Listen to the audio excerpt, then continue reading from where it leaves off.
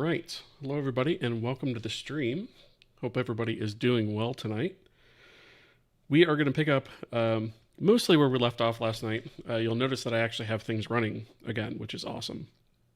We do have a couple of things that we need to fix, and we have a little bit more work to do, I think, before we can call this version done. But this is definitely a marked milestone. So before we get into that, though, I do want to just take a quick second and thank the supporters of the channel, starting with our elite partner, Javier Lazaron, followed by our partners, Good Bullies Inc. and Matt Oscard. Those are the highest tiers of subscription over on YouTube memberships and Patreon, followed by the list of supporters you see here. They are a mix of the other tiers of support over on YouTube memberships, Patreon, as well as Twitch subscriptions. So thank you all very much for your support. It is greatly appreciated and helps me cover the cost of running this channel, things like software licenses, hosting fees, and eventually things like assets, that kind of thing. So it is greatly appreciated. It gets reinvested back into the project. Thank you guys for that. I would be remiss, of course, if I did not mention a big thank you to all of you viewers who are catching us live here, either on the YouTube side or on the Twitch side, or if you're just catching the VOD after the fact. Thank you guys very much for being here. Of course, without you guys, this project and thus this channel would not exist. So I appreciate each and every one of you being here. All right. Psycode, how's it going? Good to see you. You are first. You are first indeed. How are you doing? Hope you're doing well. All right. So as I mentioned before, in the sort of intro there, we do have things up and running again, which is awesome. We can move, sort of our player cube around a little bit, and interact with our zones, so to speak. But the second we go to actually unload this or transfer zones, which I'll demonstrate here, we have a seg fault. And I'm pretty sure I know why this is happening. This is based off of the other thing that we are that we kind of discovered last night, that we said we wanted to sort of leave until we actually figured out the texture stuff, right? So the texture stuff, in terms of all that we had left to do to actually get to a running state, was I did wind up actually having to add a texture state to our texture system for each individual texture. And the reason we had to do that is because of the asynchronous nature of textures being handled, and we could not necessarily rely on the individual format being set or not set in order to demonstrate whether or not that texture was actually ready to go, because the format was generally or sometimes actually included with the actual texture info or the options that were included when you actually request a texture. And if the format was included with that, then that was causing a false flag, essentially. So we now have a new small enumeration for texture state, and it looks a lot like all the other things that we've been dealing with. So that is all good. We are good as far as, whoops, I'm recording a macro, don't want to do that. We are good to go as far as texture loading and whatnot, and I can actually just demonstrate that here. If we go ahead and run the application, and I go ahead and load up the scene loads fine, right? So as I mentioned, when we shut down, we do get a seg fault. And the reason behind that is because the actual audio system / audio front end has not actually been adjusted to not use the whole resource system, right? So we need to adjust this to use the assets directly and not sort of rely on this resource system. So that's going to be the next step that we're going to go ahead and take, is we're going to fix the audio system. The other thing that I do want to quickly mention is in the materials system, I don't know exactly when I'm going to do this, but actually let me go to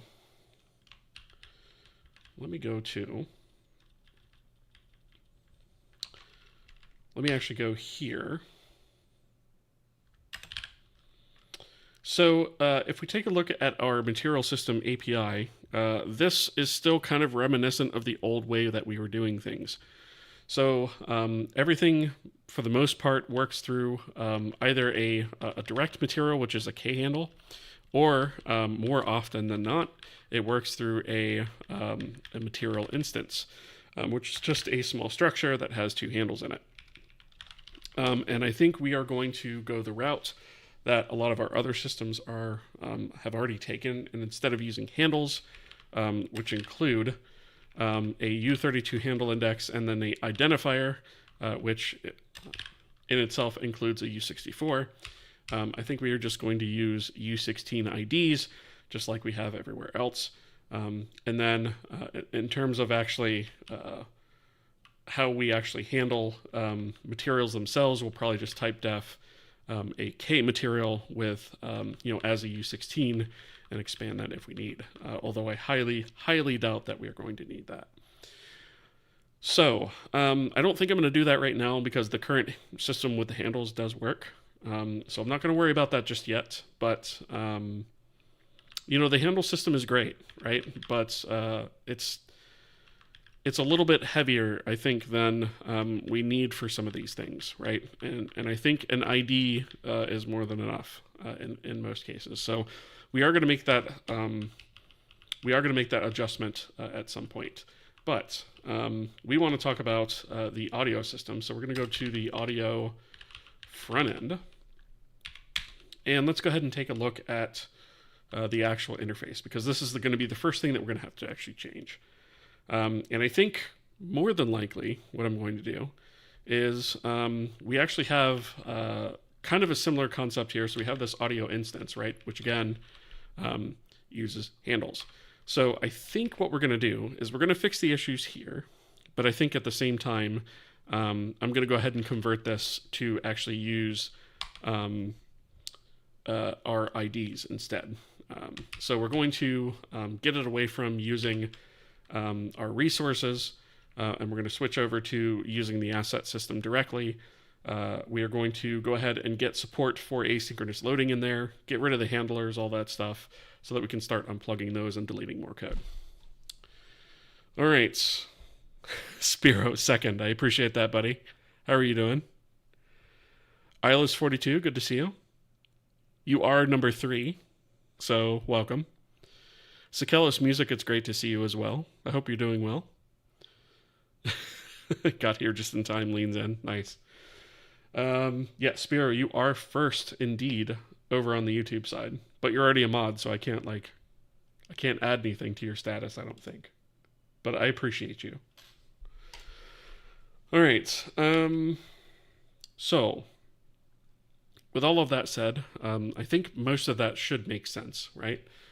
So what we want to do is we actually want to get rid of all of the logic that uses the resource system within the audio system and solely rely on the asset system to handle everything that we need to handle. That being said, we should probably take a quick look at the K resource handler audio and see what is going on here under the hood. And see if there's anything else in here besides just a straight property copy, which I don't think there really is. There's some stuff in here that's done on an audio result that we'll probably take and reuse. But I think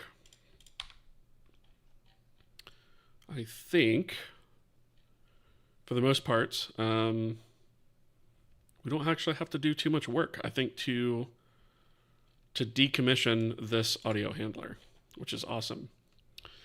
So the first thing I think we probably ought to do is I'm going to keep this over here available. So I think I'm going to do this in 2 steps. First thing I'm going to do is get rid of the resource stuff, make sure that works, get it working. And then I'm going to go ahead and switch everything over to use IDs instead of handles. Because like I said, handles are great, but they're kind of overkill for stuff like this, right? So let's see, where do we want to start? I guess we should probably go to the initialization, right?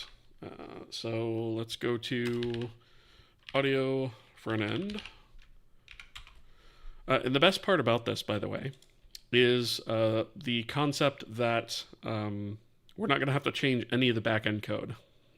Similar to, I don't believe we had to change much of anything in the renderer for textures. I don't believe we're going to have to change anything for the audio system in the backend, right? So in the OpenAL backend, I don't think we're going to have to actually change anything. Singy, how's it going? Good to see you over there on the YouTube side. How are you doing? All right. So, we have, here's our array of internal resources for audio data in the system's front end. So we have, let's see, K-audio resource handle data. Then we have K-audio emitter handle data. So it's been a while since I've looked at this code, so I'm going to have to refresh my memory on these guys. So let's see, we have a unique ID in here. That is tied to the handle, so that's another U64 that we'll be able to get rid of. Let's see, we have a resource audio, so that is going to be able to go away as well. I believe the resource audio is literally, if we take a look at this, it's literally just a copy of the asset data. So what we can actually do is we'll keep a pointer to the asset, which will just be a K asset audio.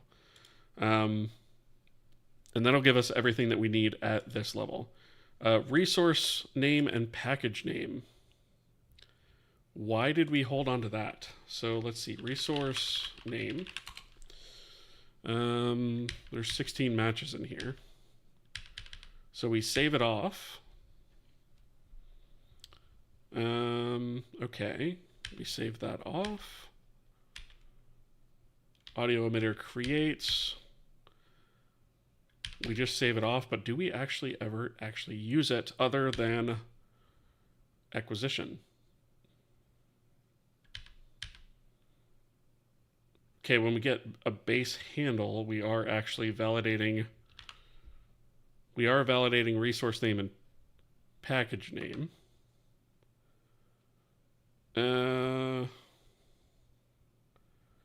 Why are we doing that, though? When we get a base handle, I think we might need to rework how that works, just to simplify it a little bit, because that seems completely unnecessary to me. So this K-audio resource handle data goes by name to match instead of an index, which seems less than ideal. And then when we do get base handle, let's see, get base handle, which I think is only going to be called in one spot. That is K-audio acquire. That does that based off of resource name and package name. But why, though? So what was my reasoning for doing that? So all we do here is create a handle, but like, why couldn't we just use an index instead of doing all this searching? I feel like I had to have had a reason behind it, but I don't know what that reason would have been. And frankly, I kind of don't care. I think I see this as another opportunity just to simplify some stuff. So all of this handle data, we're probably going to rename this stuff, right? Because resource handle data is not really needed. We don't need the unique ID. We don't need the resource name of the package name. Streaming we do need to know, because that has to do with how well, actually, do we? Do we need to know that? Let's see. So Yes, it is in the update. Okay, so we do need to know that one. That's fair enough. So out of all of these,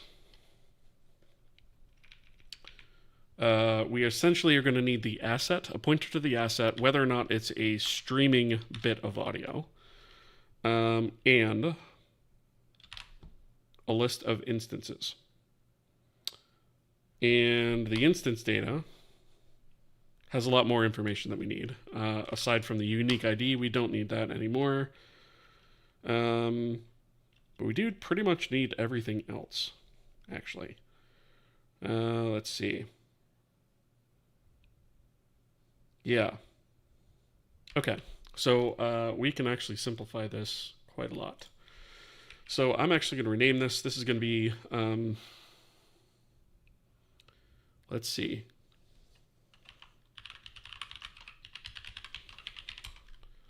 How is this actually used? What do we actually call this? We actually have a bound resource to an audio channel. Okay, so we're going to need it for that. We are going to need, in the system state, we're going to need a list of, instead of resources, it's going to be, I guess we could say KAudio data. And then we just have datas, I guess. Or maybe I could just even get rid of this entire structure and just go the data-oriented way, right? So we could do like a data asset array, and then a data is streaming, and then a data instances. Maybe we do that. So I'm going to take this out of here. Thank you for the follow. Appreciate that. Dr. Elliott, good to see you as well. How are you tonight? Let's see. So instead of resources, let's actually define a new structure. So this is going to be the front end. We don't even need this, right? We're just going to say KAudio data. And this is going to be a structure of arrays. So we don't need the unique ID. We do want to take asset audios, right? We want an array of those, right? So this is going to be an array of pointers to underlying audio assets. And this is going to be indexed by what we're going to call just KAudio, I think. Makes sense.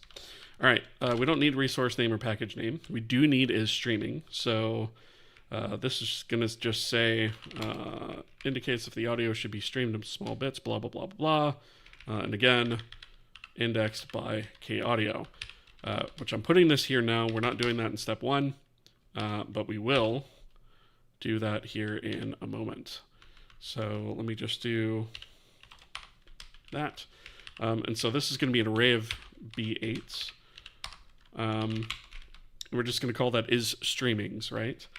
And then we have KAudio resource instance data. So I think I'm going to rename this to just KAudio instance data. And this is going to be instances. So this is going to be instances of KAudios. Indexed by KAudio. Right, and we're going to then just keep this called KAudio data, right?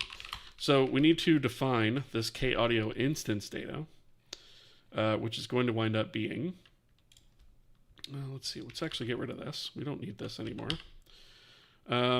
So our instance data is going to be this. It's going to be based on this anyways. I'm going to actually rename the structure so that we see everywhere that it actually touches, right? So let's see. Let's put this. I'm going to put it here. I realize that it's breaking this, and we'll come back to fix that. Because I don't think we actually need pointers to those things. So we're going to call this KAudio instance data. And the same is going to be true for here. And so this does not need the unique ID. We don't need that. We do have pitch, volume, position, looping, inner radius, outer radius. Okay, so we have two ways that we could approach this. We could either make arrays of all these things, or we can have an array of structures. I think this is one of the instances where an array of structures makes more sense, because if we think about how the data is actually used, more often than not, we are actually going to want access to all these properties whenever we are dealing with a K-audio instance. So I think in this case, it does make sense to actually leave this as a full structure and have an array of those structures here. So we've got that. Let's see. Okay, so K-audio data. The only other thing that we're going to need is probably a U16. And I guess we could say max count, right? And that's going to be the max number of audio datas that we can have within this, right? And that is going to also define the size of these arrays. And so whenever we go ahead and resize or add more to that, we're going to do it via those properties, right? So there's that. And then that means that we can take this and we can just say K-audio handle data, right? And not have it as a pointer, or not handle data, K-audio data. And we're just going to say data, I guess, right? We'll do that for now. So we have data, and then we have an array of assets, streamings, and instances, right? And what we can do from that is obviously we have instances per asset, per streaming thing. And so every time, we add an instance, we essentially just increase the size of this array if needed, and so forth. So that's the first step anyways. The second step is we also have these K-audio channels. So if we take a look at how those are used, whoops. If I can type. So we have these channels here, which can play audio. And we have the ability to get a channel. Those are all static though, that's fine. And I believe all we do is we set the bound resource on that. And then I believe in the update, we check to see if there's some sort of bound resource or not. So we check to see if there's a bound resource, and then we check the handle of that bound resource, and we have to check the state of the audio asset, right? And then we go ahead and we get the bound instance from that as well. So there's no actual need for us to store a pointer there. We can store indices for both of those things. Because the bound resource, that's really just going to be a pointer to an asset, ultimately. Or it might be a pointer to, not a pointer, but like an index, right? Of an asset, of a is streaming, and of the instance array. And then from that, we can grab a pointer to that array, pull the instance out of that, and get everything that we actually need to get. So up here in our structure, we don't actually need this at all. What we really need, I guess I'm going to have to, if I'm going to do this right, I am going to have to convert everything to use indexes right off the bat. I didn't want to do that in all in one step, but I think we need to. Let's just rip the old Band-Aid off, right? So I'm going to go to audio front end. And let's see, core audio types, K audio types. I don't... Where did we wind up actually declaring K texture? K resource types, which is probably not the best place to put that, actually, now that I think about it. But we can put it there. Do we have anything for audio in here? We do have a K audio resource, which is going to be going away. So let's actually just get rid of that and the request info for it. So let's actually just do this. And we're going to say type def, and then we'll do a U16, and we'll say K audio, right? And that's going to be our new type for a audio. Represents Kohi audio, I guess. That's good enough. All right. Let me see. Runneth Over Studio with the Prime sub. Thank you so much for that. I really appreciate the support there. That means a lot. Thank you very much. Out of curiosity, if the bit max bit depth you're allowing for audio is 16, would it only be necessary to have 16-bit float for the volume control?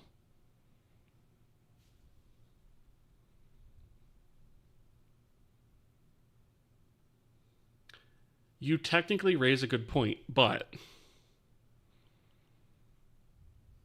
when we're dealing with audio, and because of when we're dealing with gain, specifically in OpenAL, it wants a float. It deals in, just like OpenGL, it kind of deals, everything is a float, right? So like I could do that, but like it doesn't really buy us anything. And I would imagine Fmod probably works the same way. Like everything probably in terms of API works with full, regular floats instead of half-size floats. So you do raise a good point, but yeah, I think that's probably an optimization I don't think we need to make. It doesn't take that much space. We're not doing that much with it, right? Like how many audio things are we really going to have open at a time? For example. First time chatter as well. Appreciate you. Thank you for that. I really appreciate that, Runneth Over. Appreciate that a lot. Thank you. Okay. So, K audio. I guess that's like, okay. I suppose I could do this, right? We could define a string for it like we have some of our other types. I probably need to standardize this too. Although this is K resource type, which we're going to get rid of. You know what? Not going to do it on second thought. So all we're going to worry about is this. So that is what we're going to use for K audio. The other thing to consider here, let's see, K audio types. Why is this bleating? Oh, the backend interface.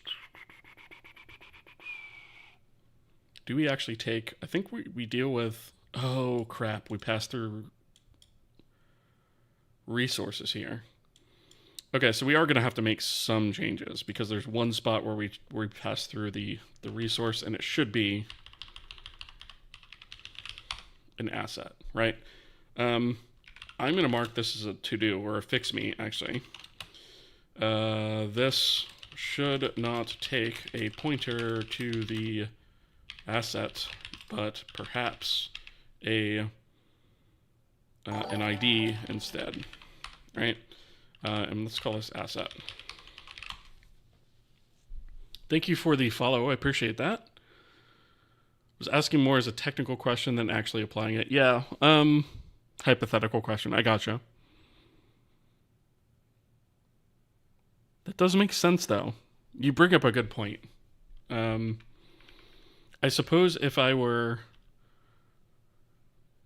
writing the audio interface and I was maxing it out at 16-bit support, that's probably how I would do it. However, I do recognize that not all files are 16-bit audio, right? Like there's 24-bit and etc. So like I wouldn't want to necessarily limit it that way, even though other parts of our code actually are limited that way.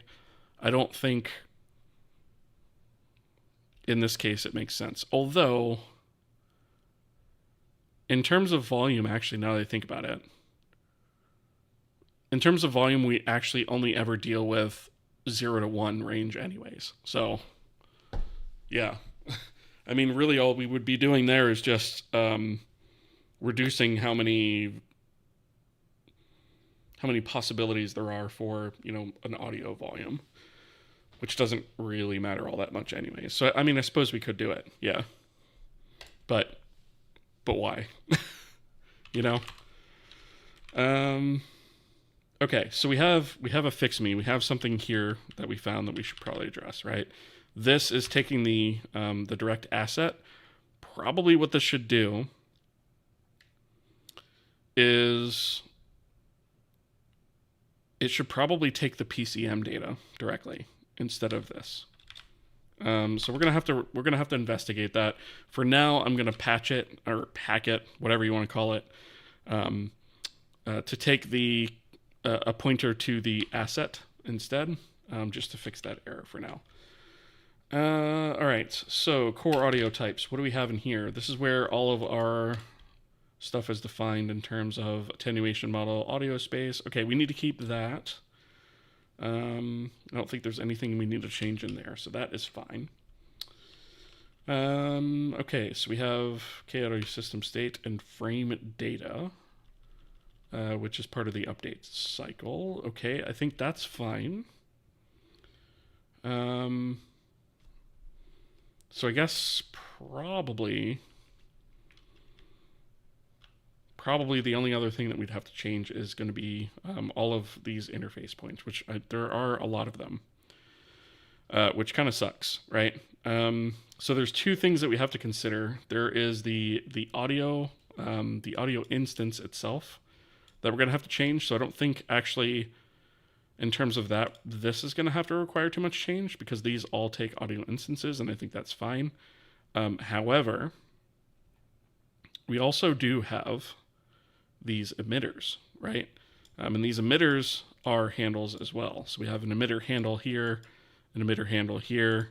There's an emitter handle there. So we may actually need to handle that separately because an emitter actually is treated a little bit different in terms of the audio system. It's spatial as opposed to just being a flat, piece of audio. So we probably ought to think about that, but I'll come back to that. I think we'll take one thing at a time here. So an audio instance, if we go here, we have the base resource handle, which is going to be, let's see, that is going to wind up being a K-audio, right? And we're just going to call that base.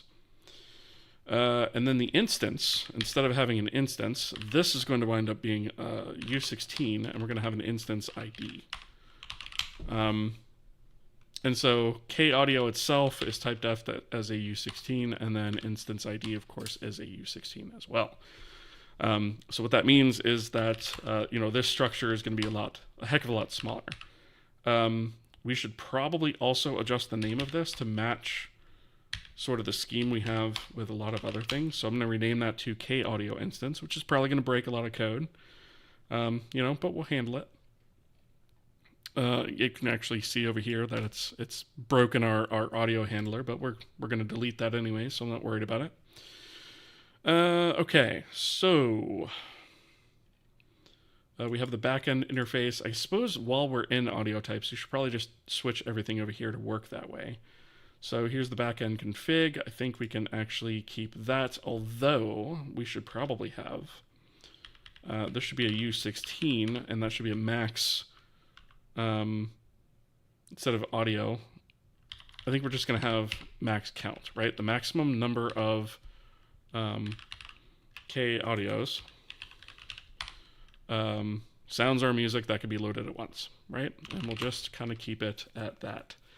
The audio backend interface, this is going to be all of our pass-throughs to our OpenAL backend. So I think a lot of this is probably going to be okay. Because most of this deals directly with channel ID. The only exception being here. We also have resource unload. So this is another thing, right? So resource load, and then we have resource handle. So I probably need to see. I'm thinking this should probably be an index, right?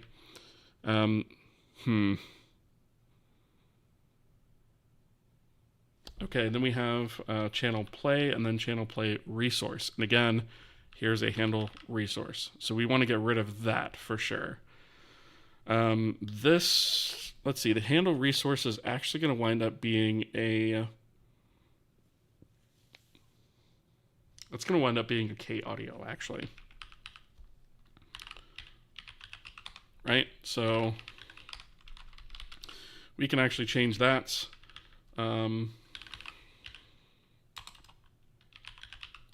Right, so we can say K audio in these cases. Oops, audio. I think that's actually all of the interface changes we need to make, except for this guy, right? So I am going to have to look and see what it's actually trying to pick out of that asset, because it shouldn't be doing that, right? We should probably change this. Instead of dealing with an asset, the audio system shouldn't care about assets. The audio system should just take data. The back end, rather.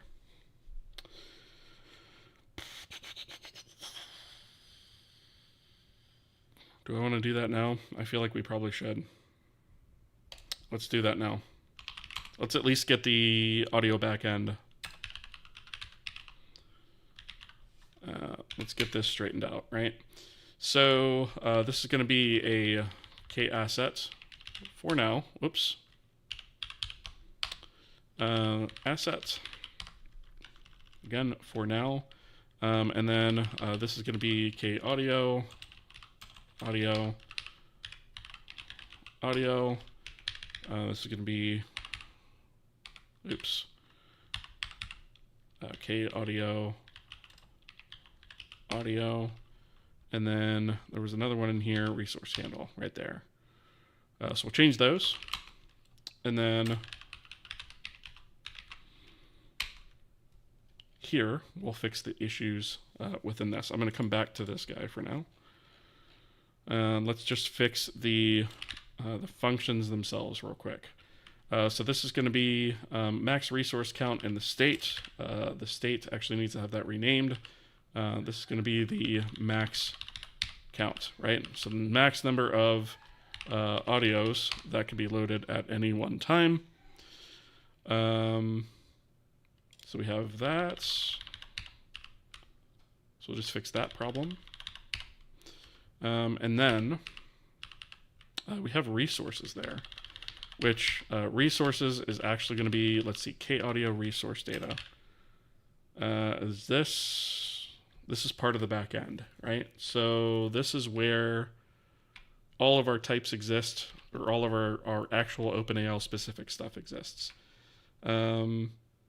So this is going to be an asset for now.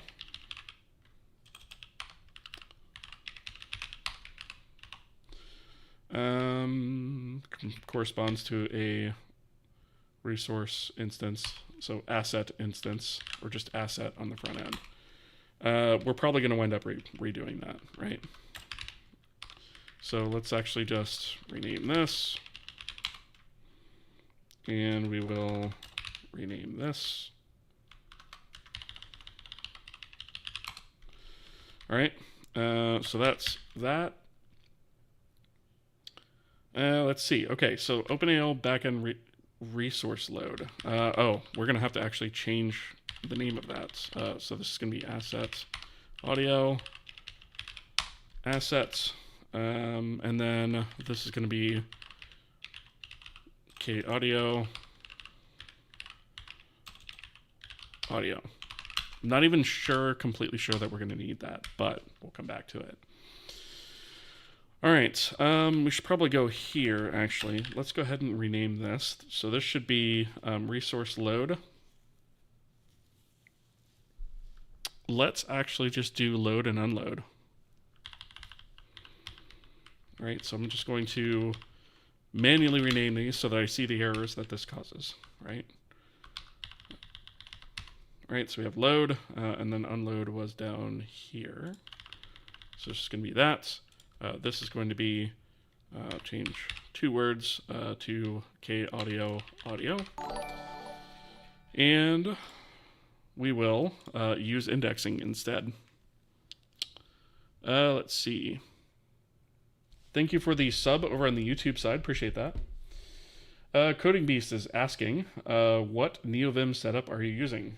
Thankfully, I actually have an article for that, so I'm going to link that for you here. Assuming my bot is working tonight, sometimes it's temperamental. If not, I'll drop a link here in just a second. There it is. All right. So that will take you to a page where I've written up all of the things that I'm using for NeoVim, and it'll actually take you to a GitHub repo that has my NeoVim config in it.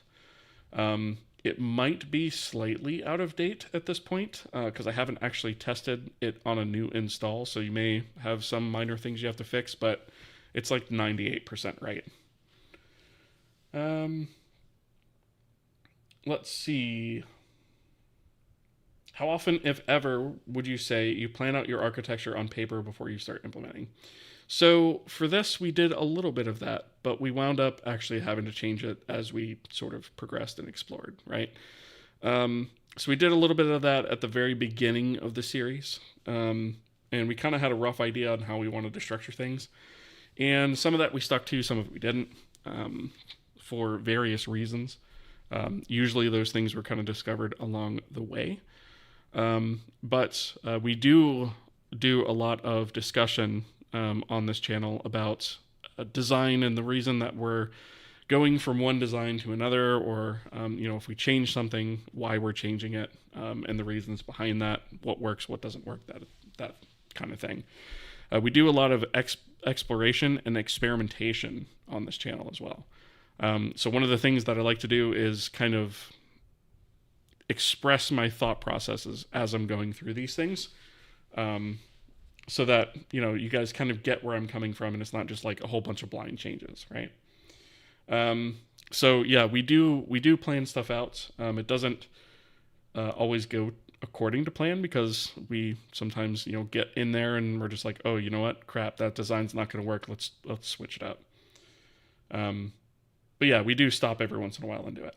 So it's kind of it's kind of how Agile should be, almost, in a way, right? Where we pivot when we need to. As much as anybody would like to say that you can fully design out a large project like this on paper beforehand and then have it go all the way to completion without having to change your design, it's just not possible. I think we're sitting at like almost 80,000 lines of code at the moment. So you can't have a project of that size and not have some changes along the way. But yeah, anyway. Elias, good to see you as well. All right. So here we do a K handle is valid. Check, right? And so what I think I'm going to do is we're not going to make the back end check for this kind of stuff, right? I think we're going to actually eliminate a lot of checks like this from the back end. When we actually tell the back end something from the front end, we're going to leave it up to the front end to do all the verification, right? And the reason we want to do that, at least where it makes sense, right? And the reason we want to do that is because the front end is going to be responsible for working with multiple systems. So it needs to be smart about how these things are done. And it really should just be telling the back end, hey, I need you to create resources for this, or I need you to upload this data, to a sound buffer or something like that.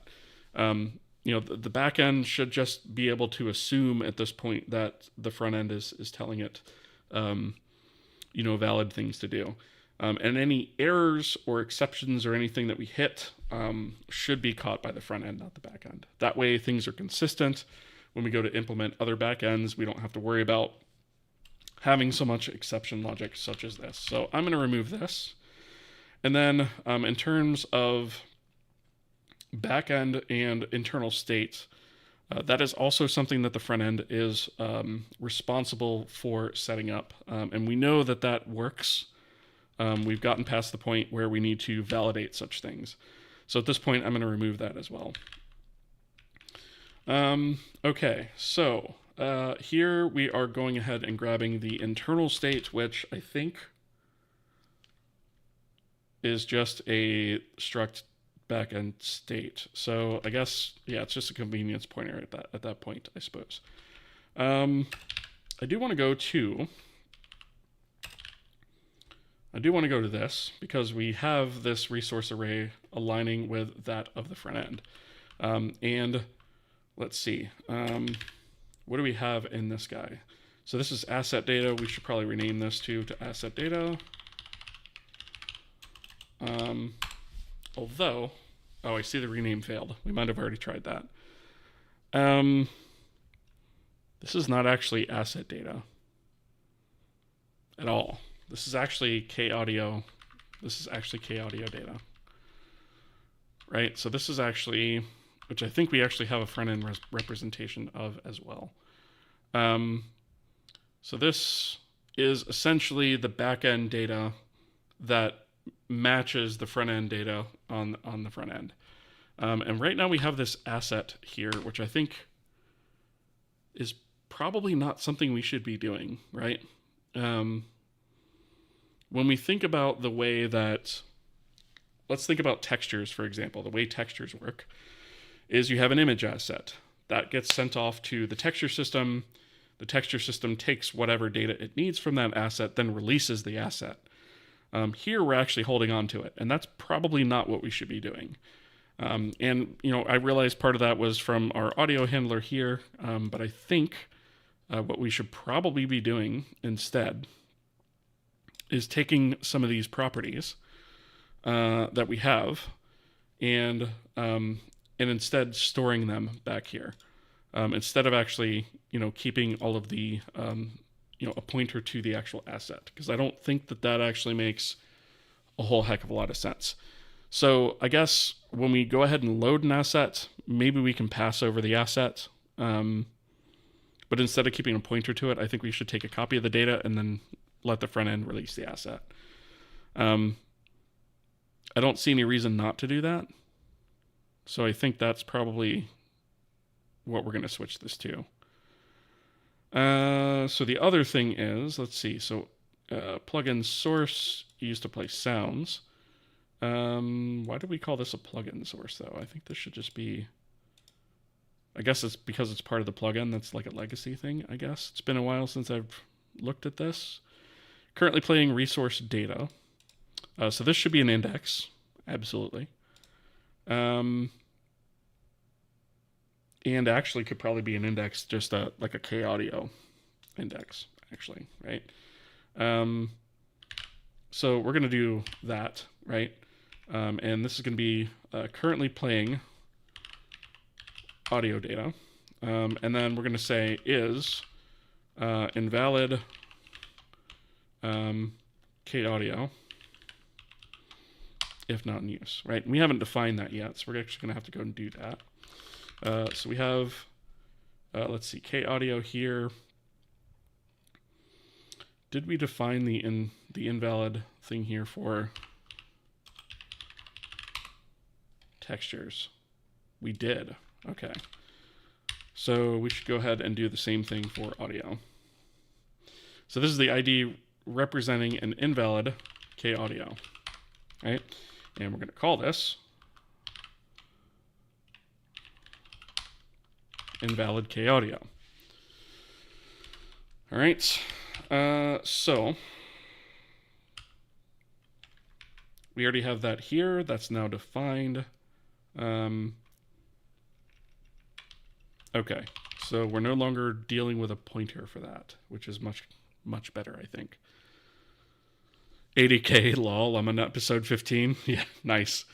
Yeah, I mean, this has been in development for over 4 years, right? So, yeah, there's a lot of code.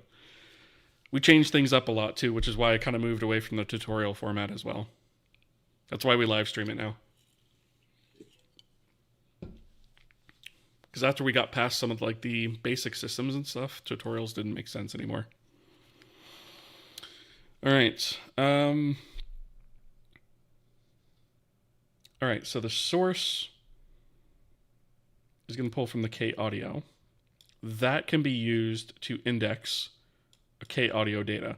Let's call this K audio internal data, right? Because it's really internal to this system, right? And this is going to correspond to an asset on the front end. Let's say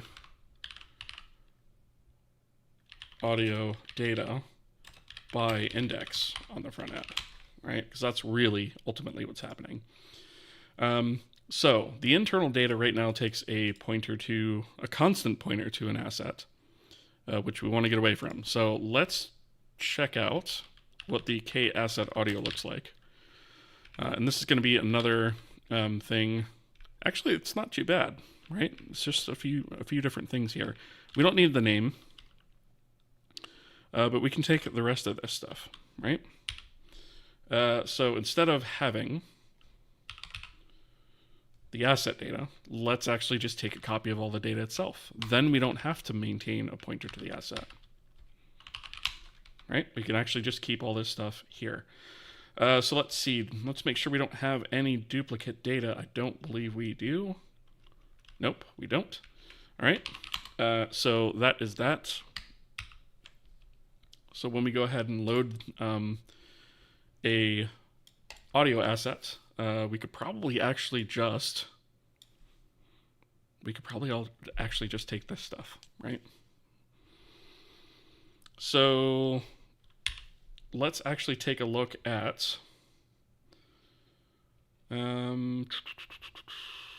let's go to, I think was it core audio types? No.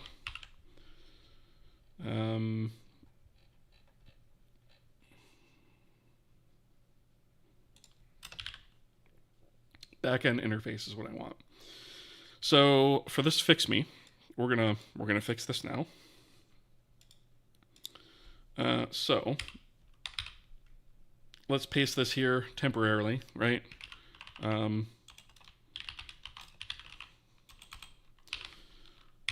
Right, and then what we're gonna do is instead of having this called resource load, let's call this. Let's actually just call this load, right? Load and unload. Simple. So we need the pointer to the interface backend, right? That's more than likely going to contain, I think that contains our state, which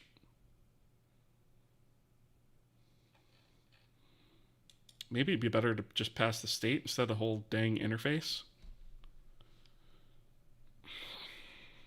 I don't know if I want to change that right now, but that's probably something I'm going to do in the future. Anyway, so we have is stream and then a K audio. So really what we need is all of these various bits, right? So we need channels, sample rates, total sample count, PCM data size, and PCM data. So I guess let's do...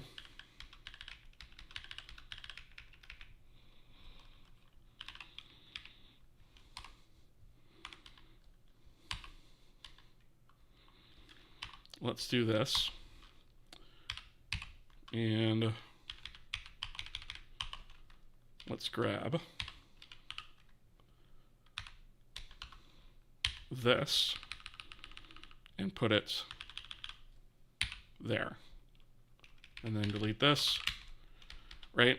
So it makes our function a little bit longer, right? But now we're not dealing with having to pass an asset we'll let the front end actually just grab all that data out of the asset, right?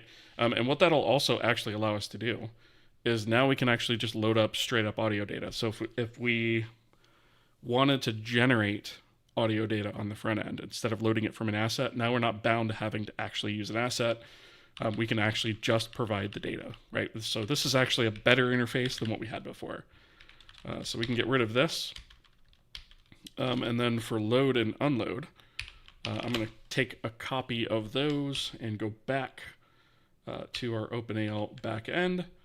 And let's see, let's go to the header file first. And we have backend load and backend unload. So I'm actually just going to paste these definitions here. And let's actually just open AL backend load. And that's going to be the new version of that. And then unload. Oops, deleted the wrong one, like a dingus. OpenAL backend unload. Get rid of these two, right? Nice and simple. And now we can go to the back end and swap out these function signatures. I'm just going to paste this one down here and come back to it. And we're going to remove that. And we're going to remove that. And now we'll get everything that we need to get out of here. So back end, let's see. Why is this bleating? Use of undeclared, because we did not have, we had a semicolon instead of a curly brace there. There we go. All right, so K audio, we want internal data. Right? So we'll get a pointer to the internal data. So that, instead of resource handle index, that is now going to be audio, right? And audio is going to function as the index. And so instead of channels coming from the resource, now we can actually just say channels, right? We should probably, though, actually, you know what? Instead of doing that, let's take a copy of all of the properties first, right? So we'll do data channels equals channels, data sample rates equals sample rates, oops, data total sample count equals total sample count, data PCM data size equals PCM data size, and then we're going to have to do did I actually...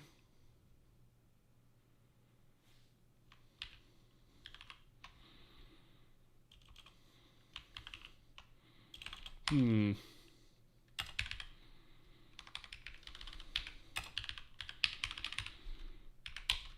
I actually do...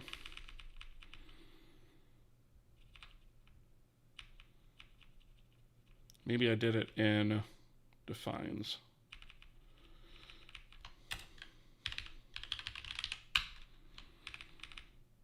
Bear with me 1 second here. I can't remember if I did. No, it wasn't here either.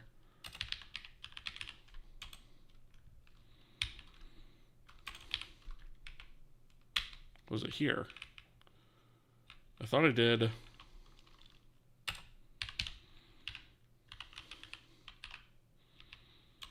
What was it? I'm trying to remember now. kalloc.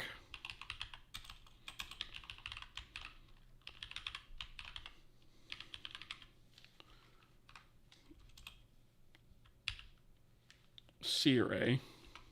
Where was this defined? K memory, that's why. Did I actually do... I did a resize array, realloc array, copy array. I don't think I did a duplicate array, though. Which would be kind of awesome, actually. So what I'm thinking here is like we need to actually create a new array and then copy the memory from an existing array into a new array. So I think I can use this as a template. And what we'll do is we'll say k duplicate array. And we'll say the array that we're duplicating. How do I want to do this? The type, the count. It's actually all we should need. So I don't think we need this scoping stuff at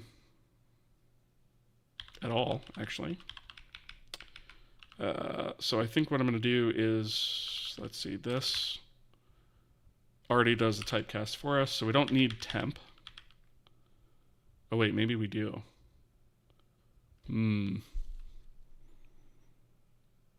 How can I do this as a one-liner? I don't think I can.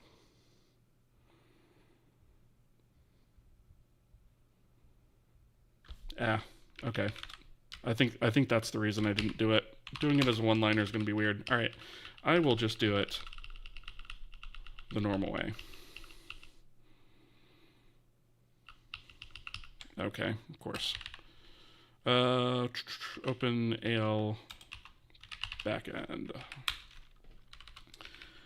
So we'll do data, PCM data. I think this is I16, I want to say. Yeah, it's an I16 array. So we're going to do kalloc type C array. The type is going to be I16, and the count is going to be, oh, you know what? That's the data size, though. We can't do that. It's just got to be, we got to use a kalloc for this.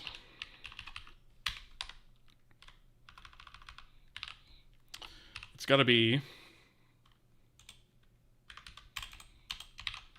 oops, data, actually we could just do PCM data size. And then we want mem tag array. And then we need to do k copy type C array. Actually, or should we just do k copy array? Because the problem is this isn't the number of elements in the array, it's actually the actual size in bytes. So I could do some quick division here, but that's going to screw me if I ever change this. So let's do k copy memory. We're going to do dest is going to be data, PCM data. The source is going to be PCM data. And then PCM data size. All right? So we'll make a copy of that array. We'll take a copy of its contents, rather. All right, so this is going to wind up being data channels. Data resource doesn't exist anymore. Samples left is just going to be total sample count by default. Okay, here we go. AL buffer data. So this is actually where we upload the buffer data. So this is going to wind up being data, PCM data, and then data sample rate. And then down here is the mono PCM data. Oh, which we don't have. Poop. Okay. Right, because I forgot about this bit of logic. Okay, so we actually have a couple other things here that we need to keep track of. We have mono PCM data and downmixed size, which can vary which one of those are used. So we do need to add a couple things here.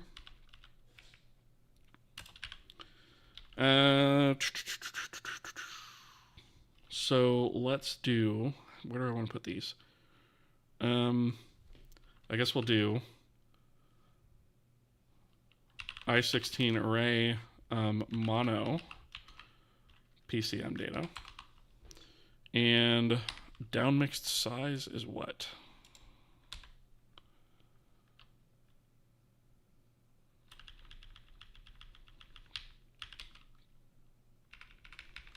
Downmixed size is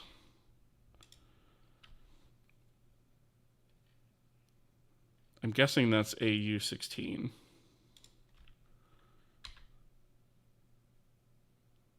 Oh, we had memory tag audio for that. I need to fix that. Okay. So,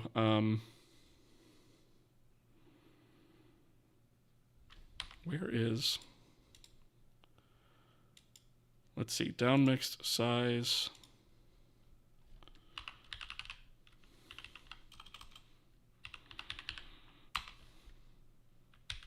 It's only used in a couple spots, I think.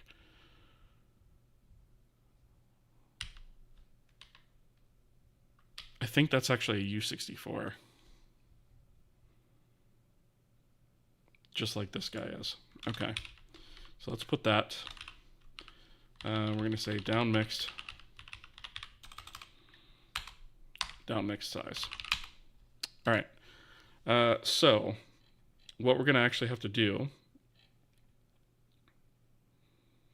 we'll come back to that.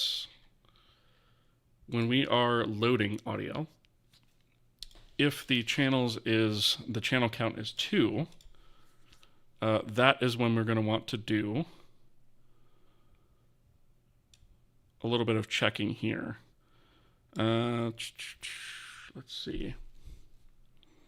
If the asset is stereo, get a downmixed version of the audio, so it could be used as a 2. Right. Okay, I forgot about this. So we actually need to do this logic, which I guess makes sense to do at this level. Thinking we might want to do this on the front end. Maybe do this on the front end. Okay, so instead of typed resource, this is going to be data.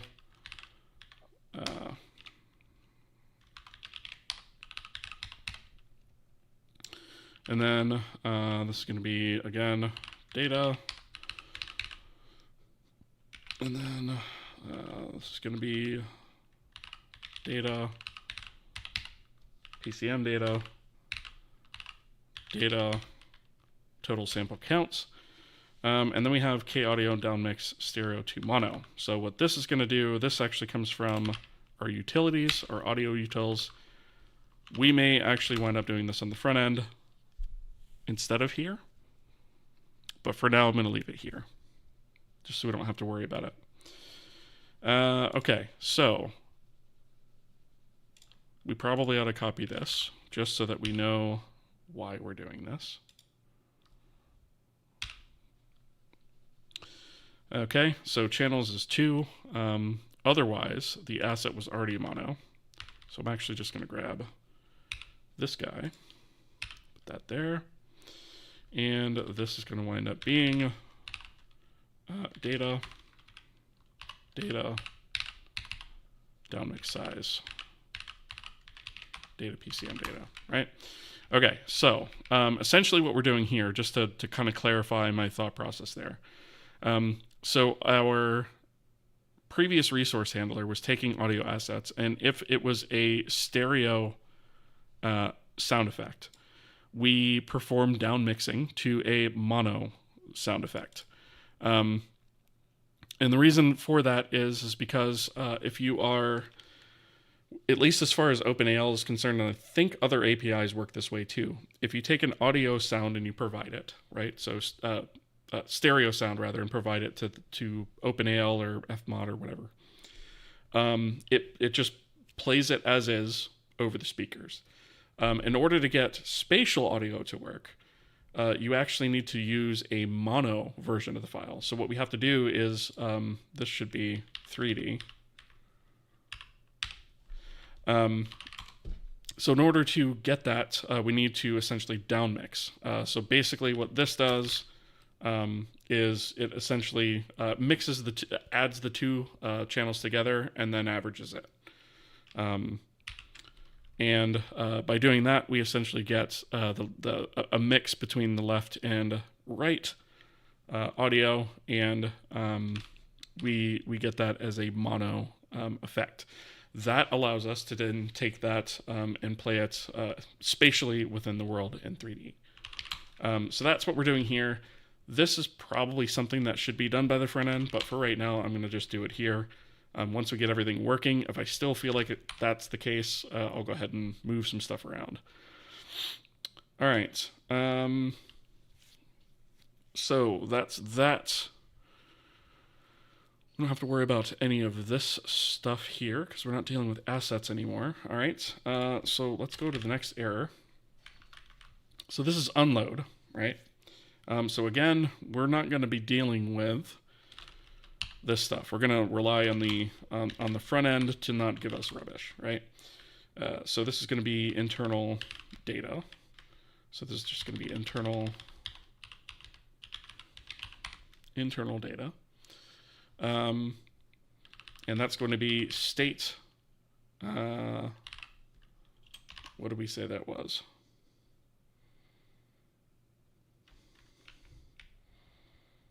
It wasn't sources. Wasn't it?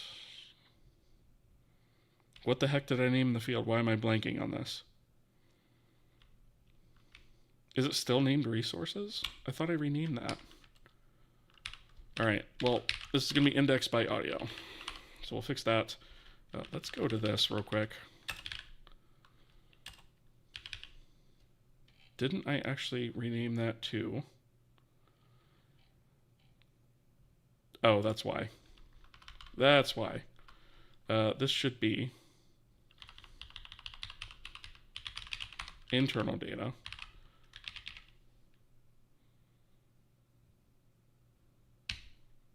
Data. I don't really like that name, but whatever. Internal data array, aligning with that of the front end. Okay. So this needs to be internal data. Wait. Datas, right? Which means there's probably going to be, yeah, this one right here. Okay.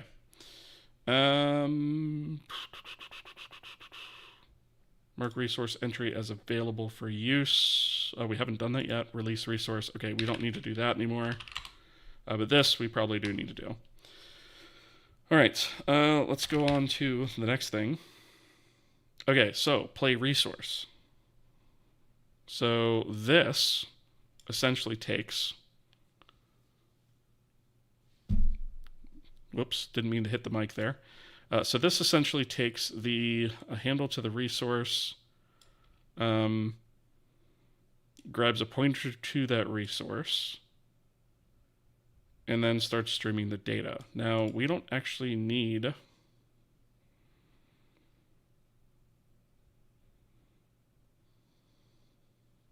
this should be datas. This should be, instead of resource handle, this should be K audio, right? And then this down here, right here, should be indexed by audio. And then this is going to be internal data. We are not going to channel ID valid. What is, we probably had to leave the channel ID valid there, I guess. We're going to get rid of everything else though. Okay. Let's see. Okay, I think that's actually just going to work. Solve a lot of things. So data resource channels, that's just going to be channels now. Oops. Channels again. All right. Source current. So this is the thing that used to be a pointer to the data. Now it's going to be audio. Let me see. Thank you for the follow over there on the YouTube side. Got some comments to catch up on them. Jeet, how's it going? Good to see you. Welcome. Aswen, good to see you as well. Is doing everything from scratch worth it? Is it good to do without using any library? I've seen you have very less dependencies. Yes, so that is a huge advantage to it, right? Is complete lack of build dependencies, which ultimately break your pipeline at some point or other, when those dependencies either update or when they disappear, right? So lack of dependencies is a huge advantage, right? You're not beholden to a lot of other folks for things like that. So we try to keep those as minimal as possible. I think it's worth doing things on your own. You have complete control over the code. You only create what you need. You don't create what you don't need. You don't have overhead of stuff that you don't need. You also learn a heck of a lot by doing it. If you're not familiar with it, you learn a lot by doing everything yourself. And it really helps you understand the way that things work under the hood, for sure. So I think, yes. I think there's a distinct lack of folks out there that do this stuff from scratch these days. Everybody throws libraries at things and calls it a day. And I think that's largely unfortunate. Let's see. Are you using the latest NeoVim? If yes, did you migrate your config to use the new LSP API? I am not using the latest NeoVim. I don't think. No, not yet. I was about to upgrade it, but yeah, at some point I probably will. I try not to update my system like in between streams during the week. I usually try to do it on the weekend. That way if something breaks horribly, I have time to fix it before stream. Lisa's, how's it going? Finally made it back for a stream. How have you been? I've been good. Thank you for asking. How are you doing? We're on audio. Been gone for a while. You're a beast. I appreciate the kind words. Yeah. So what we've done is we actually reworked our reworked our asset system to make it a lot simpler and easier to use. And we're actually removing our sort of resource system that we had, again, to make things easier to use. We did that as sort of a trial to see how it would work out, building something super generic like that, and it wound up just getting in the way more often than it helped. So we've gone ahead and we're done with the asset work. That's actually all done. And now we're actually slowly stripping out all of the resource system stuff and replacing it with direct use of the new asset system, which also does asynchronous asset loading at this point, which we didn't have before. And so we're in the process of doing all of that. Yeah, that's kind of where we're at, right? So once we're done with that, we have a few more enhancements that we want to make to the engine, and then it's back to game code. So yeah, that's kind of where we're at. Not doing too bad, working on an OBJ parser written in Odin. Nice. I've seen people use Odin. It looks like a nice language. I'm just not willing to port 80,000 lines of code to it. Especially since I might actually, run into problems with it. Yeah, huge refactor train. Here, listening and learning. Awesome. Yeah, I mean, we cranked up the refactor tractor again, but actually, so let me actually pull something up here because this is actually relevant to what we're talking about. I will show you guys something. So let me do.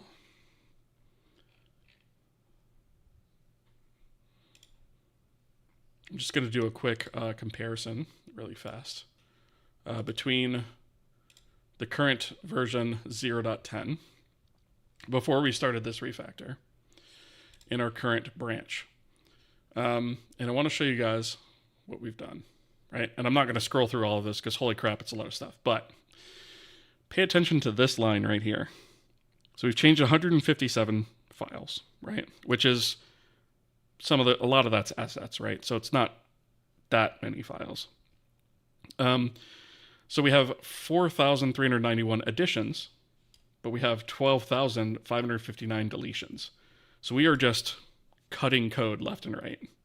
We're simplifying things, leaning out the system, and yeah, that's kind of what we're doing now. Yeah, 3 times less code. That's a big W. Exactly. And I think by the time we're done, we might be approaching 4x. Yeah. It's actually been a bit of a quest, right? But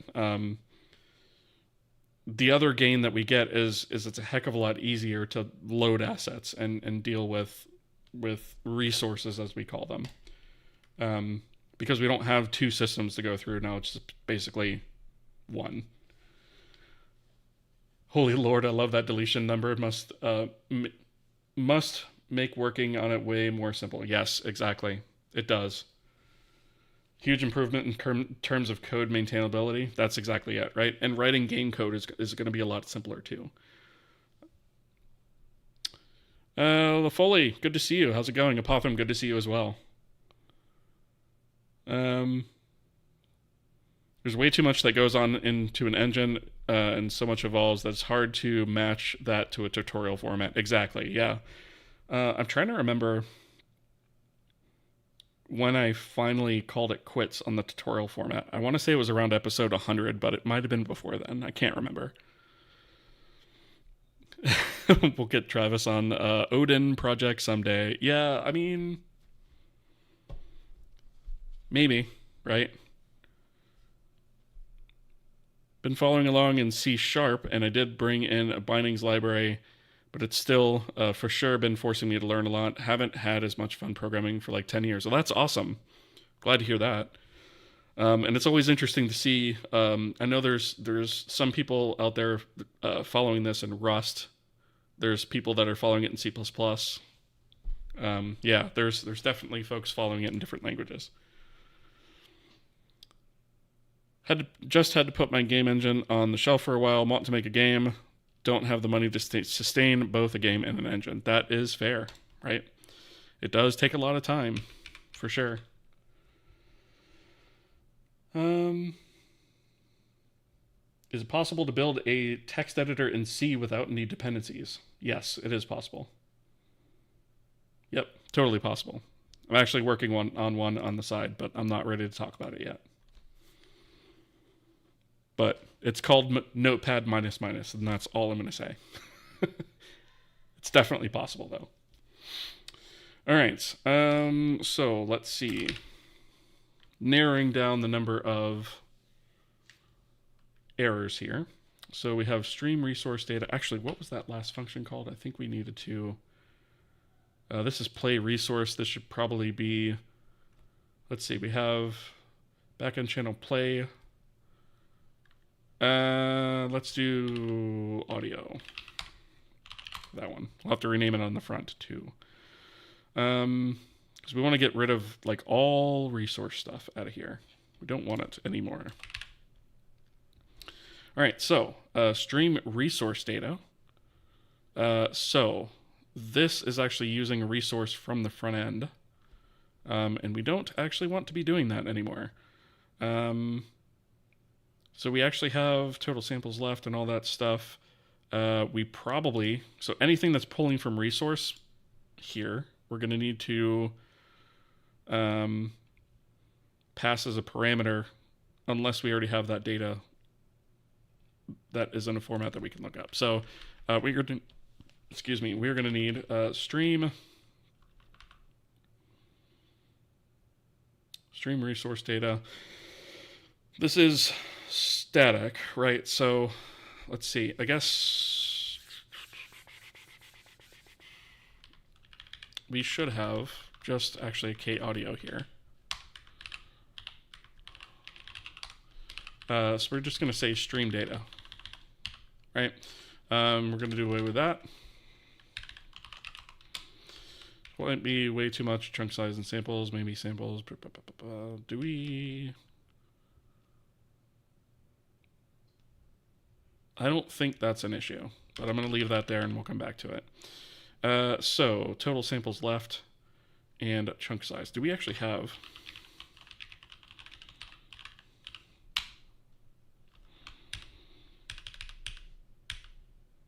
We do maintain that here. Okay. I feel like that's also maintained on the front end, so we might have a little bit of reconciliation to do there. But since that is something that we can look up, what we really want is the ability to look up data, right? So we want K audio internal data equals states data's sub audio. And we want the address of that. Right, and now we can say data, total samples left. We can do data here as well, and here. Right, so that'll give us our position, which is the total sample count minus the total samples left. This is going to be data format. And then here, we obviously just need the channel count there. Data, whoops.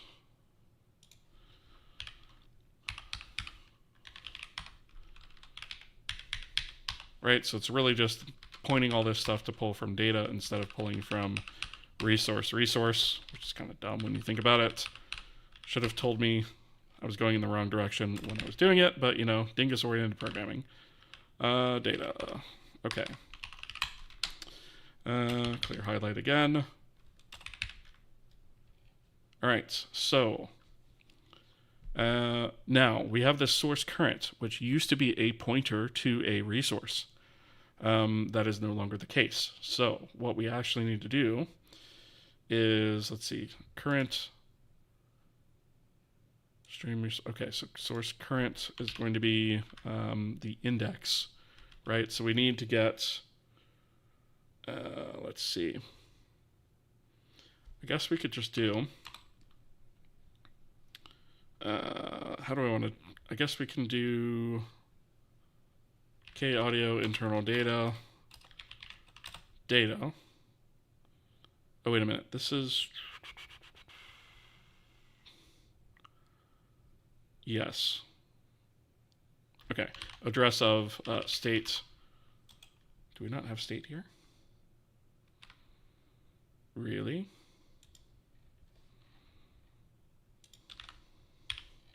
Fail. Oh, we also don't need this. All right, so we'll do state data's sub, and then we're going to do source current. Right?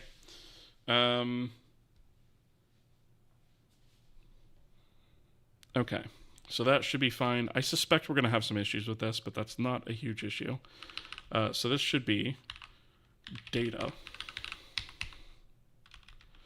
And this is going to be the same thing. Oops. Data. Instead of having all of these levels of indirection, now it's just essentially one. All right. All right. So we're going to actually have to do the same thing here on the source work thread. So that's going to have to do a lookup as well.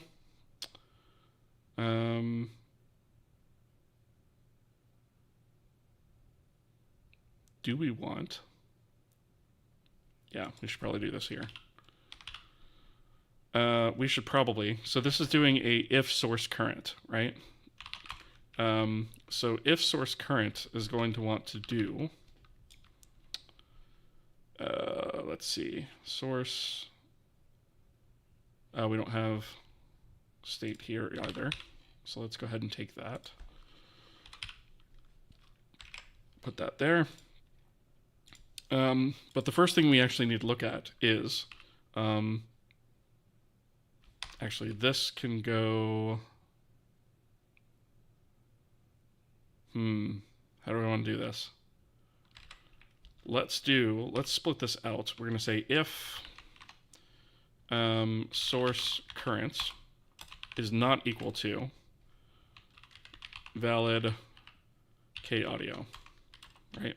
So we'll say if there is actually something assigned there, then we'll do those things, right? And then we can do here, data is stream, and then we can get rid of this check here and just do that bit. Yes, that makes sense. Okay. So that's the work for the individual audio thread. That should be good to go. Stream resource data. I need the Oh, it's not called stream resource data anymore. I think it was just called stream data. I need this function signature. That needs to go here. And we need to get rid of that. And then stream resource data just needs to become stream data. And data is actually going to be replaced by, oops, audio in this case, right? So we have that. We've got it in a few different places. So here we go with that one. We're just going to rename this as well. And source current is going to get us what we need for that. So that is fine. And then here we're also going to delete that as well. Source current is going to get us what we need there. So that's good. And we're done with that. Now, resources needs to be changed to datas. And this is going to be kaudio internal data. All right, so that is all of the build errors for this file. I hardly think that we fixed all the problems. I'm sure there's stuff I've missed, but this should at least be compatible with the front end now. Although I don't believe we've actually done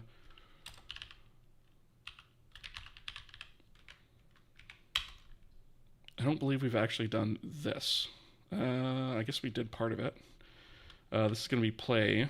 What did I say this was going to be? It's not play resource anymore.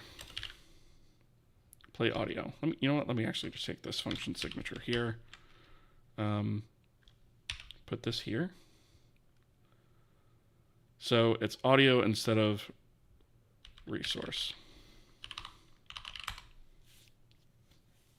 Okay, so that looks pretty good. Do we have any? We don't have the word resource here anywhere else. Let's make sure that we don't have the word resource. We have 8 more instances of the word resource here. So let's actually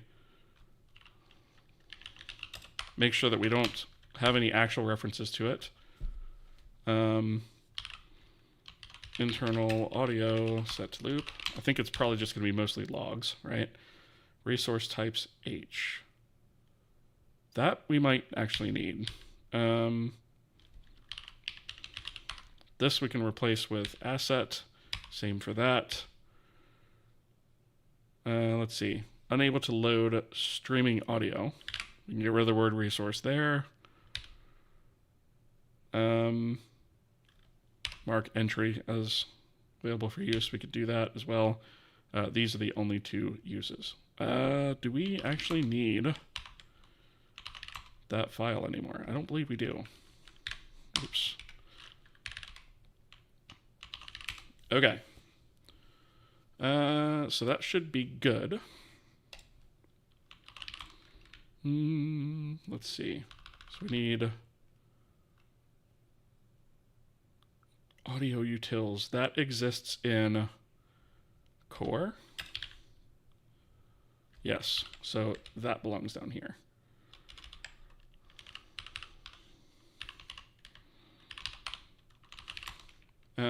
Core audio types, this also probably belongs.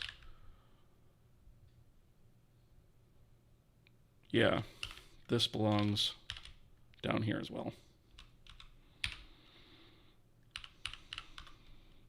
Because that's from the core library, not the library that we're currently in. All right. Here's all the OpenAL stuff. I think we're good as far as that stuff goes. Now we can go back to the front end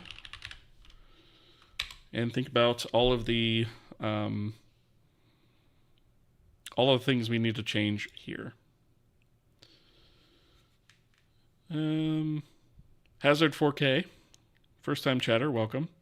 First time seeing a game engine. What part is this? Audio, I guess, with stereo mono. Yeah, so we're reworking how our audio system works to handle the changes that we made to our asset system. So we basically just overhauled our asset system and It made it a lot simpler and easier to use. And we're eliminating a generic resource system that we had in place at first as well. And so that's also going to simplify the code further. And so we're making the audio system itself accept those changes, if that makes sense. Pound include audio / important fart sounds.h. I mean, LaFoley, you're onto something there. I might have to actually like embed. I might have to embed like the bytes for one of those sounds into the code. You never know. Thank you for the follow, by the way. I've thought about doing that with some of the like the kind of core required assets instead of having to load them off disk. So maybe the default audio asset will be a fart. Who knows? I kind of would like to do something a little different with it, like what in the hell? Or this one from Cakes. I knew this was gonna happen. You know, some default sounds.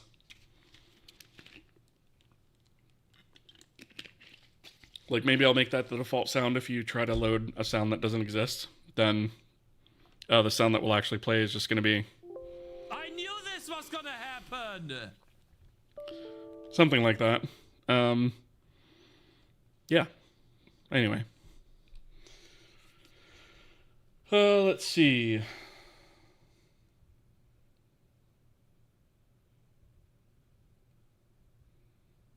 Anyway.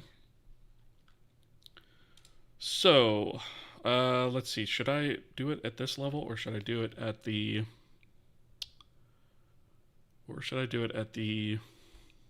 implementation level? I think we should probably start here. So the reason that all of these are failing is because this has been renamed to K audio instance, and I didn't do a find and replace rename because I actually wanted to see all the places that this would break, right? So we could fix it and keep an eye on exactly what's changing. So it's really, kind of quick to step through these anyways. So it's all of these functions here. And then that's channel stuffed. And then emitters are going to be something we're going to have to come back to because they're still using handles. We're going to need to change that. Okay, so audio acquire. We have resource name and package name. And then whether or not it's a streaming asset, and then what audio space it is, and then we return an audio instance of that. So this is fine, I guess, but I think what we probably should do, we're not always going to necessarily want to use package name, right? So first off, this should probably be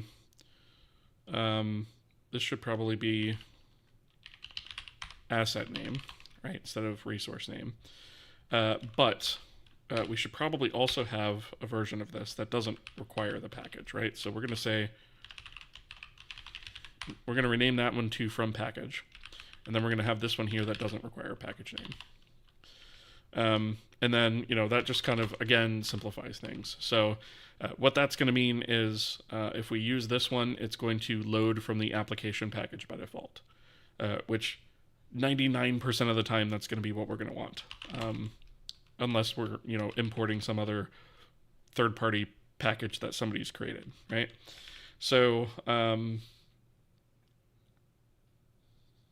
I think that all makes sense. We might also want like a with options, but I think for now I'm just going to not do that. I think we're just going to stick with these. And then do we have the term resource here? We do for audio emitter creates. That's probably going to wind up being the same thing, but we're going to come back to that and do that in a separate pass. So I believe this is actually all we need to do, at least on the front end header file. Audio front end C. So this guy is going to need to be changed as well. We've got a whole bunch of errors in here, right? But a lot of that is because of the...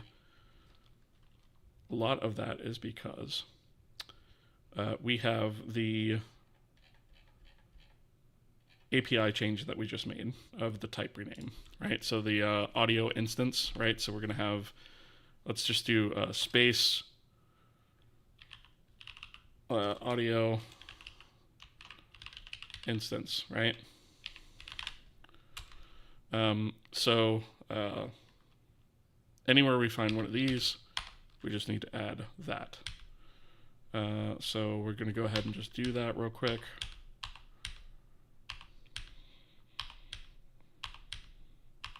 And again, I'm not doing a blind find and replace because that is, I kind of want to see the code that I'm actually modifying as I'm doing it, right? So all of these things make sense. These are all audio instances. These are all fine. Here's another one. There's another one. Some of that stuff I think we're going to want to change. All right. So the other thing that we need to think about, let's see. So we have the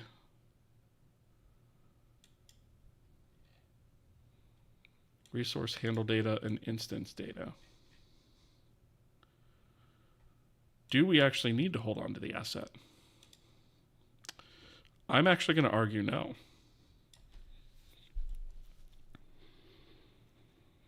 I'm actually going to argue that we don't need to.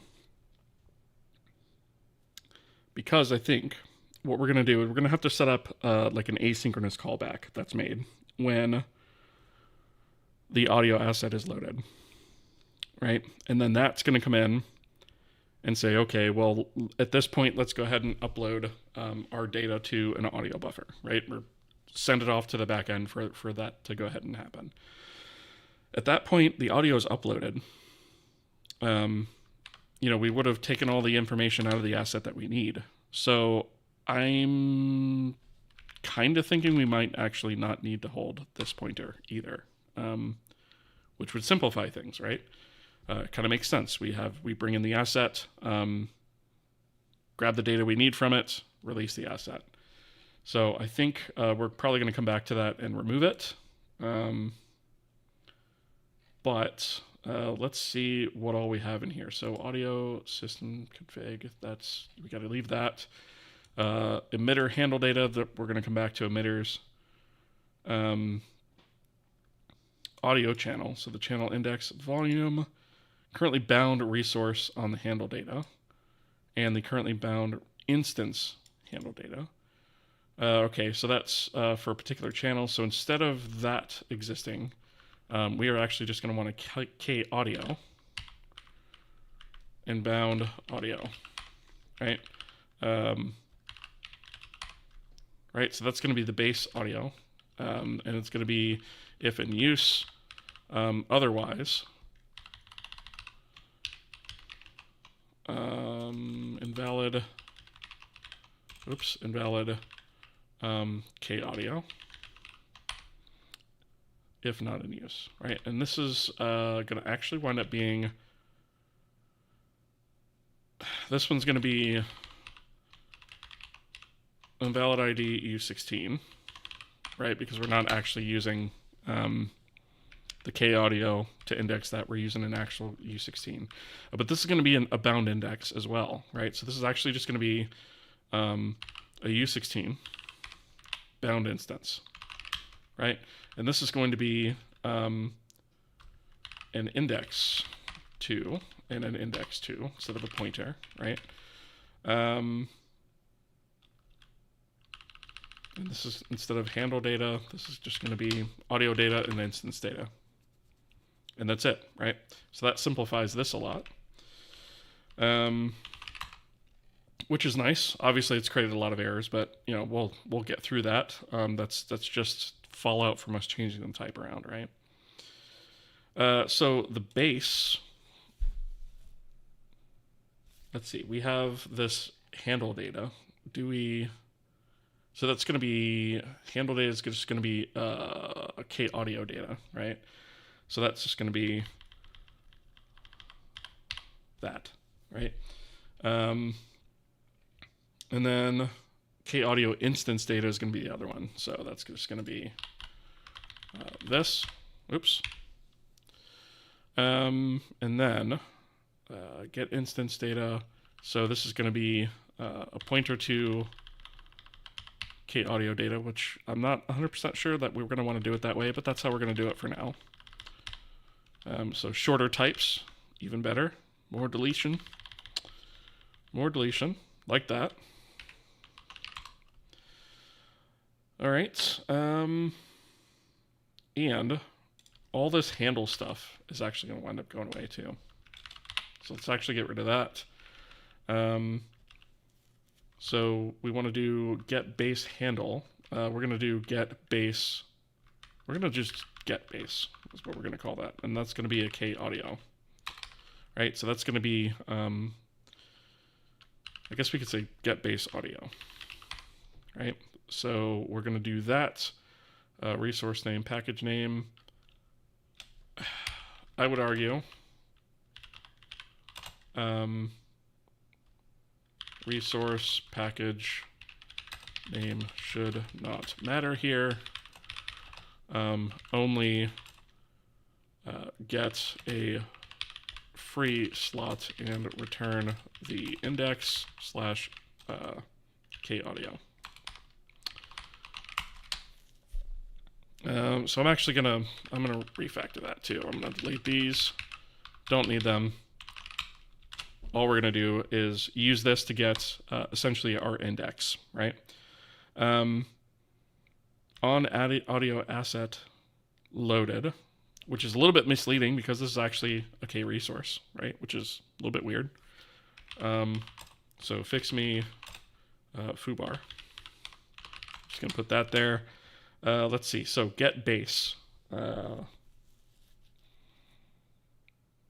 So this is going to wind up being, instead of a K handle base resource, this is going to be a K audio. And then base instance data is going to be K audio database, and then U16 instance ID. Get active instance count. This is going to be a U16. Let's get channel, get available channel, get emitter update. Okay, so didn't we have something to get instance data? Why does that return a pointer?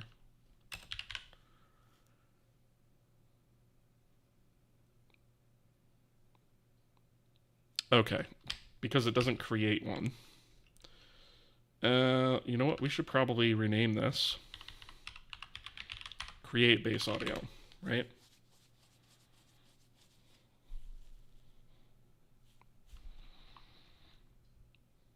Yeah, I think that makes sense. Okay.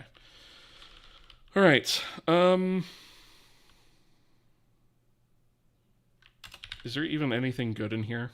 Yeah, we do actually do GPU upload. We do audio uploads here to the audio card, the audio buffer rather. All right. So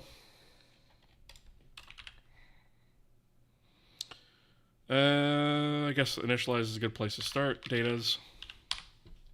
Oh, you know what? What did we call that?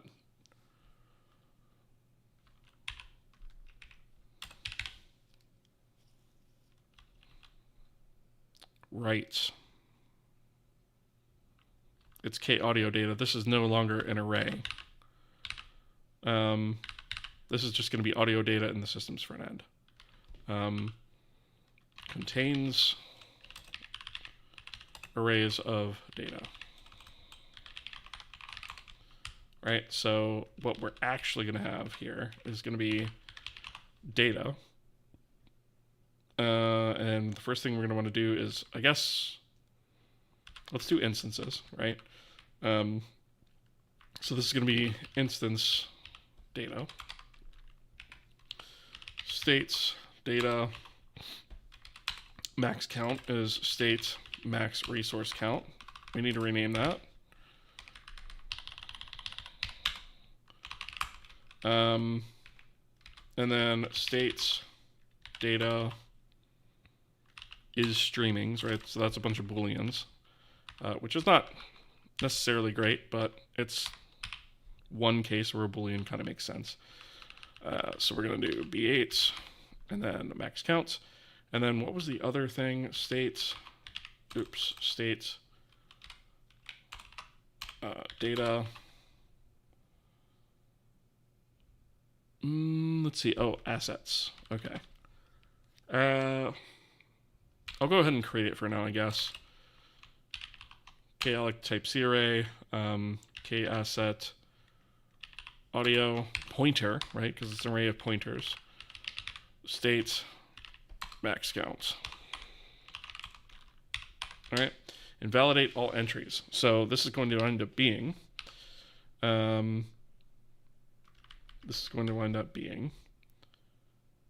let's see, we have resource handle data.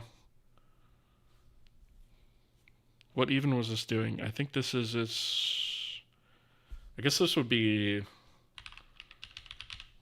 assets. What was I doing here? I can't remember.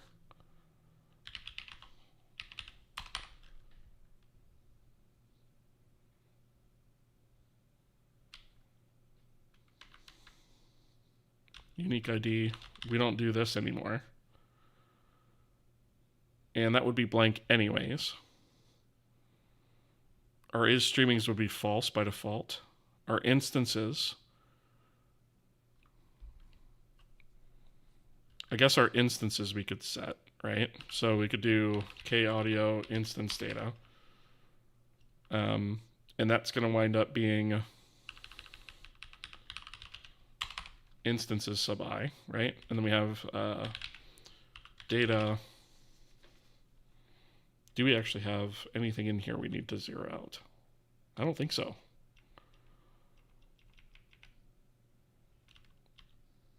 No, we don't. Okay, so we don't actually have to do that at all. Default volumes for master and all channels.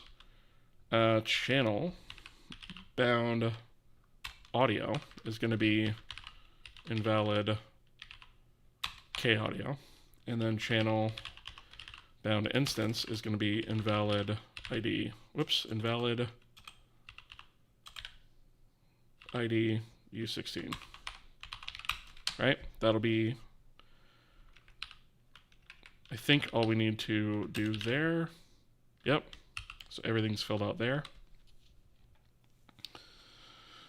Let's see. Backend config max resource count. That should just be max count.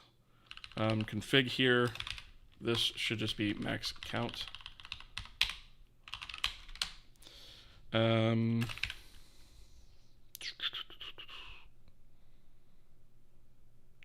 All right, so channel bound resource and channel bound instance. So the way we're going to have to check this now is not just a simple null check. It's going to be bound audio is not equal to invalid K audio, and channel bound instance is not equal to invalid ID U16, right? But the cool thing is, since we changed this, we don't have to then do like half of these checks, right? We are probably going to have to do... Ooh, we don't have a loaded state. Let me think about that for a second. So we don't actually have... We don't have a way to mark a individual K audio as having been loaded. So I think that's probably the next thing that we're going to have to actually do. And then we can get all the instance data and stuff like that. But we don't actually have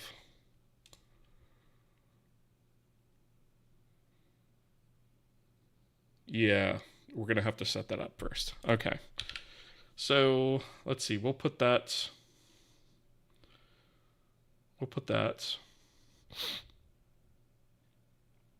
see. There's the instance data. Here's the audio data.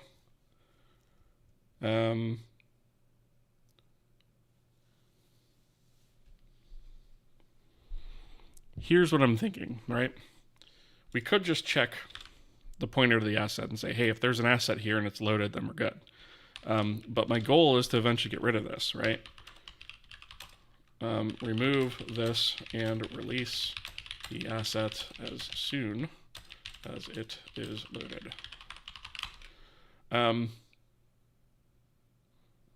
So I think what we should have is like another state, like we've done in our other systems, right? So type def enum k audio state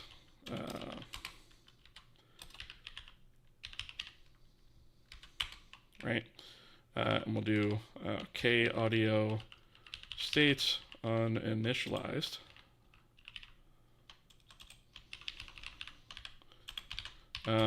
K audio. Whoops, geez, I keep hitting the wrong keys. Audio state loading, and then loaded. Right, and then we'll have k audio state, and this will actually be states, right? Which means,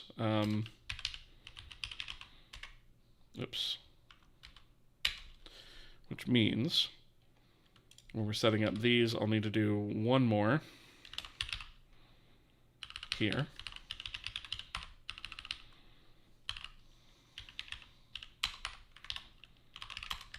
And I'll move that there, right? Okay, so valid now could be channel bound resource. We've already done that check, right? So actually valid, all that valid really needs to do is a loaded check. Which, where is valid actually? I'll have to investigate that another time. All right, so let's do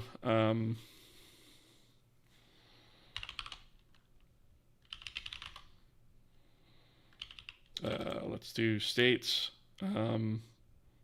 data, and then states, and then it's going to be sub channel bound audio equals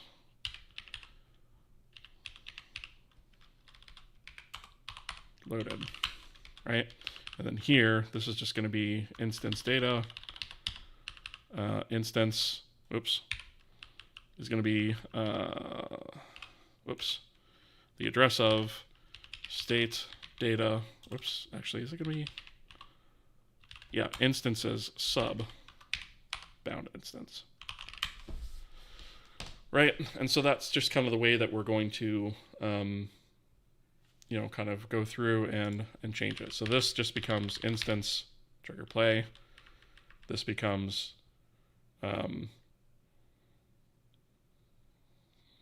internal resource. What was that? Oh, channel play resource. This doesn't exist anymore. Or I guess it kind of does, but instead of internal resources, this is actually just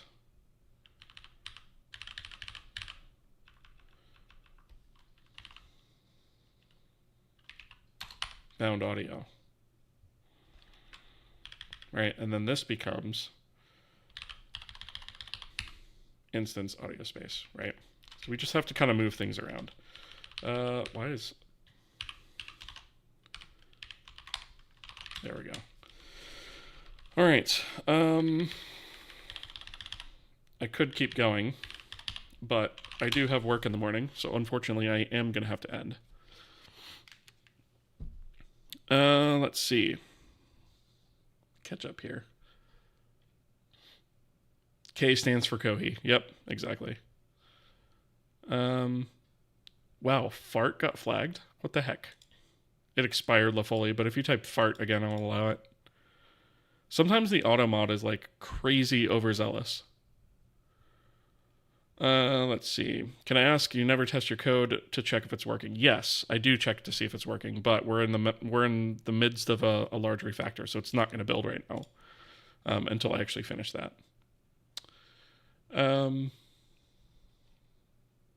But yeah, all right. So that is going to do it for tonight. If you haven't already, I would really appreciate a follow. I am trying to grow the channel and, hopefully encourage more people to get into the game engine development space. That way we have more competition in the space, right?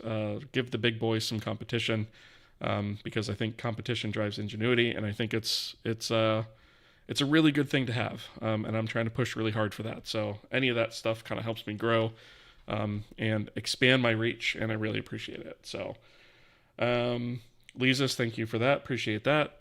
Let me find somebody to raid. And I think you guys already know who we're going to raid. It's going to be Els Dragoon. They are NES developers. They're working in 6502 assembly. Yeah, they're making a pretty awesome game. So we're going to raid them. I will catch you guys next time. See ya.